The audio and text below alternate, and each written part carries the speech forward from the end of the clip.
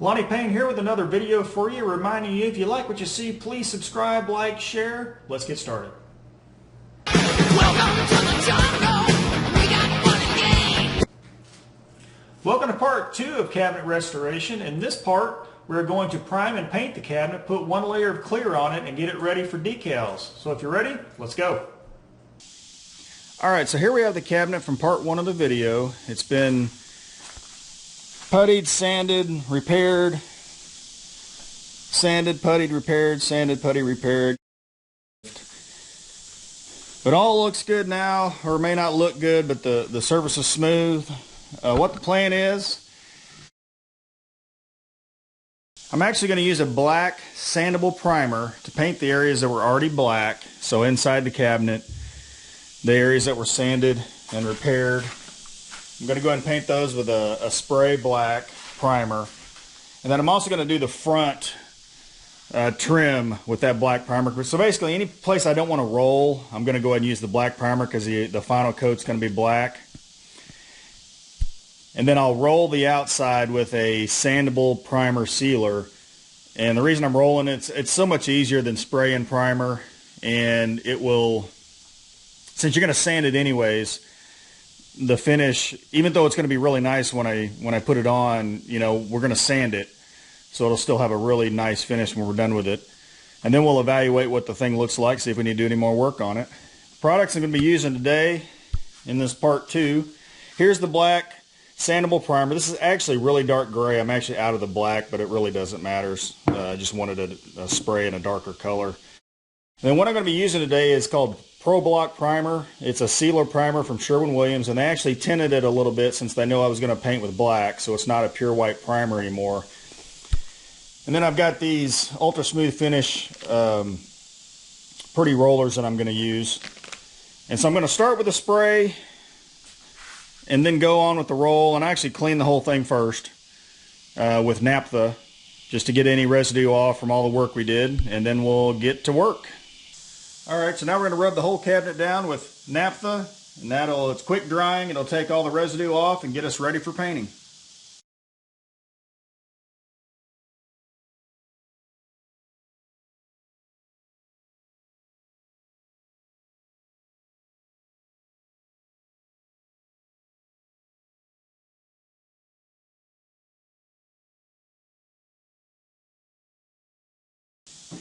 Alright, now we're going to use the primer from Rust-Oleum. It's sandable. We're going to spray it on all the edges and stuff we don't want to try and have to roll. And since the inside is going to be black, or the whole cabinet's going to be black, we're going to be using a dark gray for that.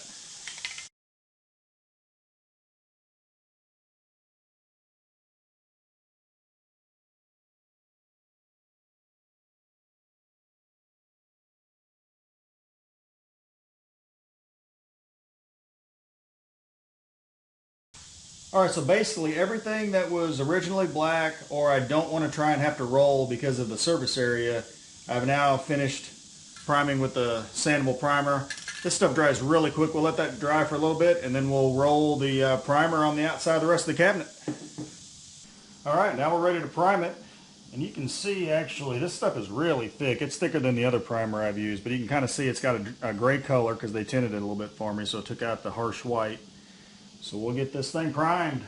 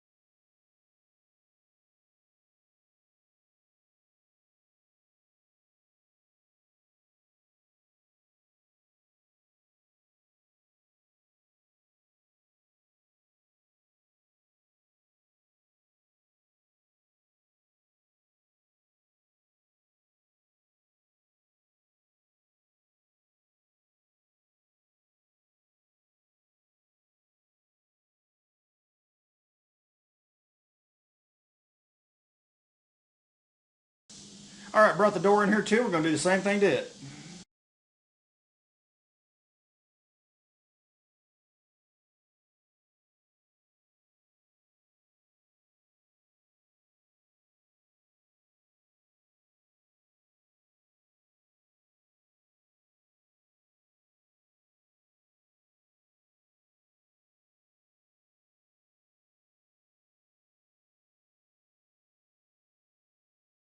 Alright, everything's primed the first time. We'll let it dry, and then we'll take a walk around and kind of see where we stand. Alright, everything's dry. Overall, I'm pretty happy with everything. When you prime, sometimes you get little places that you didn't see. You know, there's a couple little areas. I noticed one here. Might need to fix that. And some of it's just old wood that's going to be pretty hard to fix. So there may be some areas that I don't actually fix, but you know, like I said, on the back, I didn't fix all of them anyways because it's on the back. So I fixed some of the biggest ones, but you know, there are some on there that weren't fixed. But on this side, there's a real nice finish. I don't see many blemishes at all, and some of those big gashes, you know, of course, are gone. And so I'm pretty happy with it. You still see some of the wood texture through it. I haven't decided yet if I'm going to put another layer of primer on. Probably sand this lightly and fix some of the areas and then resand it and then decide from there. But the door looks really nice. Pretty happy with it all. Alright, we just saw in the cabinet some of the areas that might not have been perfect, so went through and just did a little bit of wood filler on a couple of those little areas. Just kind of one more little final thing. Had a little bit of cracking here, so I'm just kind of press some wood filler in there and just do a little hand sanding, see if we can just tidy this up a little bit more before we paint it. A couple areas on the door. Not too bad though.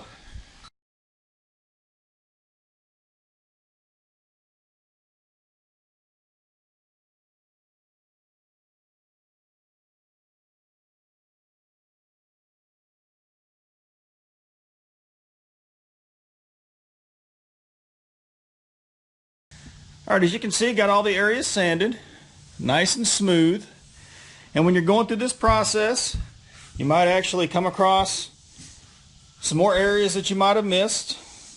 And if you do, you just keep continuing this process of a little bit of wood putty sanding until you're perfectly happy with the entire thing.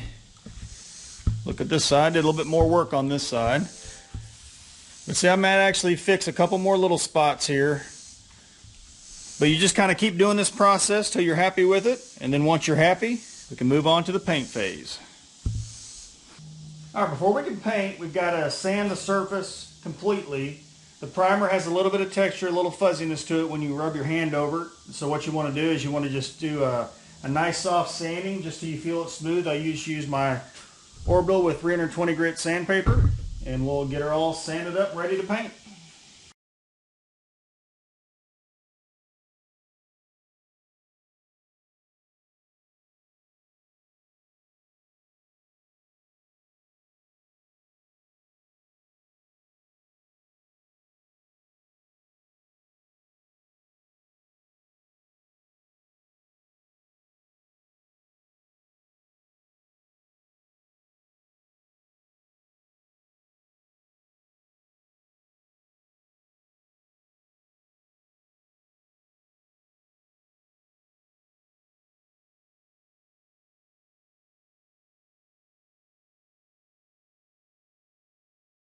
You might have seen in the video, I actually changed sandpaper, went back down to 220 grit, which is what I use when I hand sand. I just wanted to get a little bit better sand on it. And all the stuff you can't really sand with an Orbital, just hand sand it with 220 grit and get her ready to paint.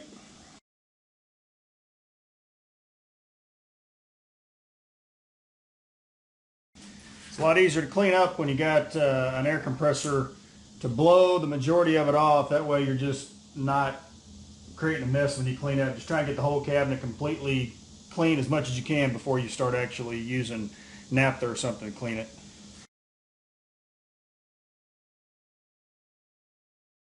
Then just to use an old towel or something, wipe it off. Once again, just trying to get as much of it off as you can before you start actually using a chemical to start cleaning.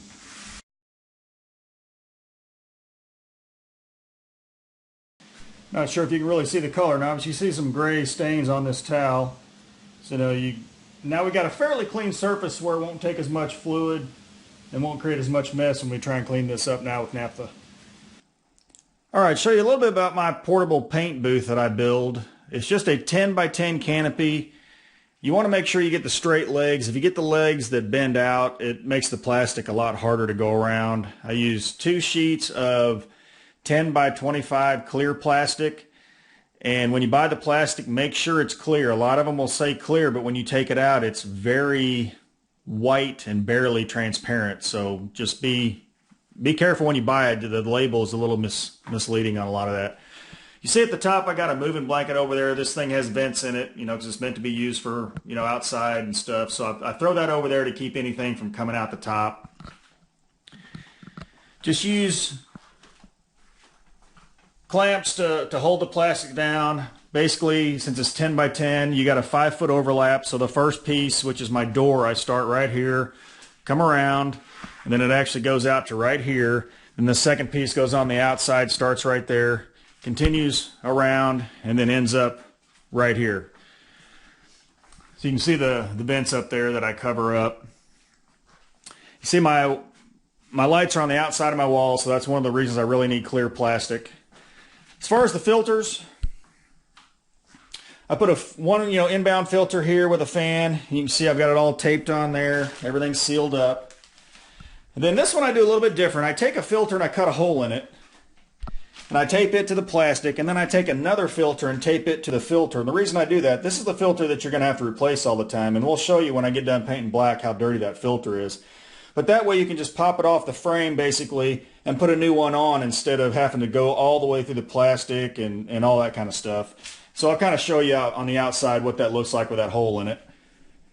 And then what I'll end up doing is I'll end up putting this tarp down. You can see I've got about a 2.5, 3 foot overlap. So I try to make that nice and flat, and then we'll put the tarp down. And so we've got a lot of overlap because we don't want anything coming out of this booth. Of course, we're going to set up the ventilation. Hopefully that won't happen.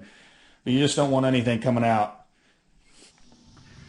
So you can see from the outside, now there's actually a hole cut in this one, and then the other filter's on the inside. So when you take that off, put a new filter on, it's real easy. I'll have an exhaust fan sitting on here, and I'll actually raise the garage door up, and actually it'll sit on top of the fan. And then I'll actually put a couple of pieces of wood along here to kind of try and seal it up, because that is climate controlled in there, and we want to keep the temperature comfortable and good for painting. Alright, so here it is with the new tarp down. So we've got 3 foot or so plastic. It's under each corner, coming towards the center. Then this tarp down. Of course, we'll fix the door and everything once we get the cabinet and everything in there. But it's coming together. Getting close to getting able to paint. Alright, got everything ready. I've already cleaned it with naphtha, which is just like what we did earlier in the video. So I didn't show that step. Just real light wiping off, and you shouldn't have much left on your rag. If you have a lot left on your rag, you didn't get it clean enough. The only thing left to do right before we paint is we'll use a tack cloth. And we'll lightly go over the surface with this tack cloth, get any lint off that we can. You want to be careful not to press too hard. It's kind of sticky, so if you press too hard, you might leave some of that residue, which will affect your paint. But just a real light wipe of that to get any lint off, and then we'll be ready to paint. Got a little board here that I'll use actually to adjust my gun, the spray, right before I shoot.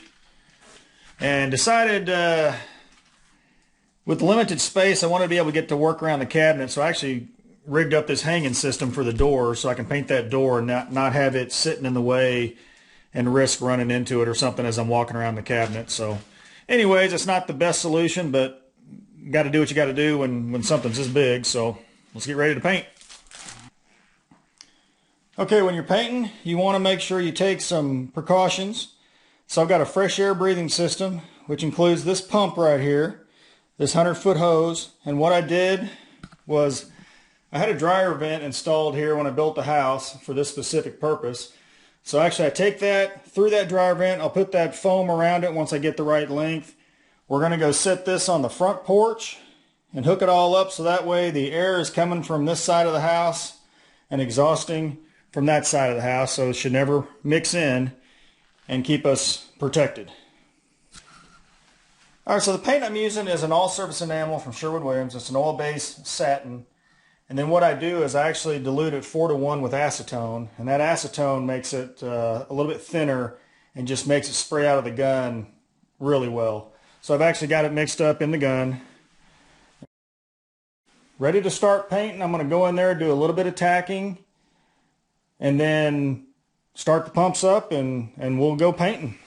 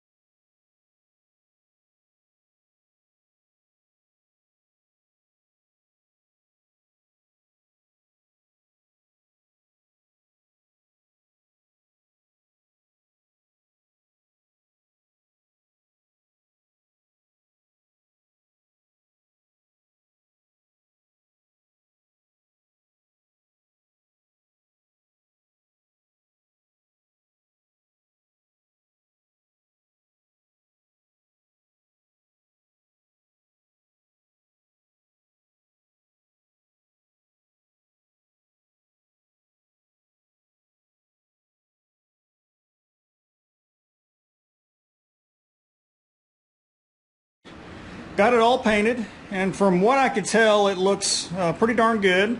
We'll let that dry and ventilate, and we'll check on it a little bit later. One of the things when you're painting like this is when you leave your shop or painting area, if you come back in and you smell paint, then your ventilation isn't correct. I just came in and I didn't smell a thing, which means I have my ventilation good, which means it's taken out that air and taking it outside through that filter. So you might have seen during the middle of the paint, I had to change filters because the first filter was already starting to clog up, and when I came out to do the second round of paint, my plastic was in a little bit of a neutral position instead of slightly bowed in, which is what I want. And so I put the other filter on, went back to normal, and everything seemed to do well. We'll take a look at those filters in the cabinet here once it dries. Now comes the fun part, cleaning this crap up. Alright, overall, not a bad job. It's really hard when you're painting to get a perfect look when it's drying. When you paint it, when it's all wet, sometimes it looks good, and then when it dries, you see you might have a thin spot here or there. And I do. I've got, there's one right here, Then on the, somehow I didn't get quite all the bottom on that door. And then got another one, right here. It's not bad, but, it's kind of expected sometimes. It's very rarely that you get such a perfect coverage. And on the back, I was really trying to stretch it, and I got a couple thin spots here because I was running out of paint. So what I'm going to do is I'm going to sand it down just to get a light scuffing, and then going to paint it again. Make sure I have a nice, good, solid coat on it. All right, I was going to show you the filters that I used when I painted that one coat. You can see how black they are. Just when you're painting with this paint, it just gets everywhere. But paint booth did its job, kept everything inside. And I decided to try something a little different. I was going to have to paint it again, and I just really, honestly didn't want to paint another spray of this color. So I tried something different and actually rolled it. I experimented with the back, and I did a layer in the back because I'm like, I can, if it doesn't work, big deal. And it ended up being a really nice coat. And what I'm using, I used a 6-inch foam roller, and then I actually used a 4-inch as well for some of the sides where this door is. And man, it really went on really nice. And because I'm actually clear coating it, I think it's going to look beautiful. This isn't a showpiece, like some of the pinball machines I try and make. So I thought I'd at least experiment and see how it goes. But my initial response is actually really nice. So kind of gives it's a real nice even coat. And of course got all the inside ready.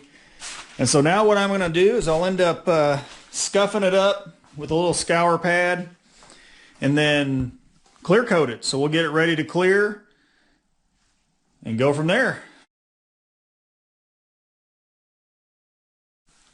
Now before I clear, I'm going to actually mount the door. So I'm going to get all that set up, get the door put on there, and I'll use a lock to keep it closed, and then, just put a little tape over it or something. Because I want the clear to be exactly the same on the whole machine, so I don't want to use a different stroke on the door versus the cabinet. So I want to spray it in a continuous motion, so I will put the door back on before I clear it. And what I'm going to do is I'm actually going to tape off the top and the back. This is such a big surface area, I'm not going to waste clear on this first layer. I'm going to clear the side so I can get the decals on, and then once I'm done with the whole thing, then I may clear the top and the back with a final clear. I may not even clear the top and the back at all. It just may not need it, and it's a lot of clear to waste. So I'll make that decision later, but I am going to tape it off before I clear this first time because it's just not needed. This paint's pretty durable.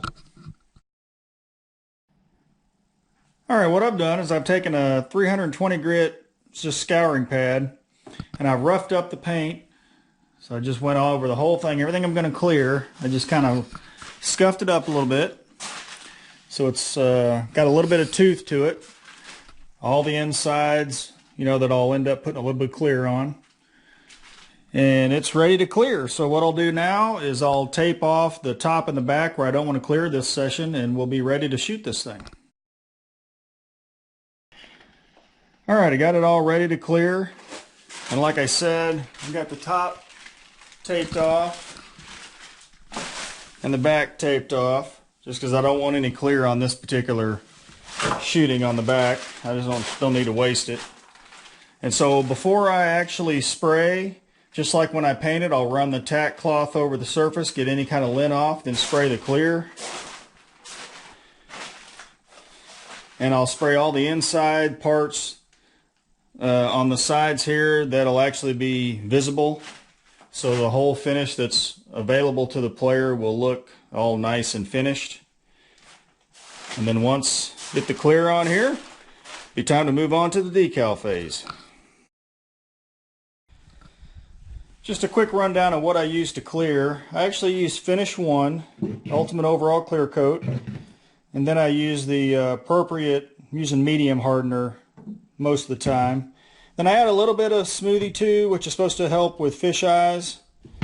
And then the gun I use is a DeVilbiss FLG4 HVLP gun. And the only thing that goes through this gun is clear coat. I don't do any painting or anything with this. So it's just a dedicated clear coat gun.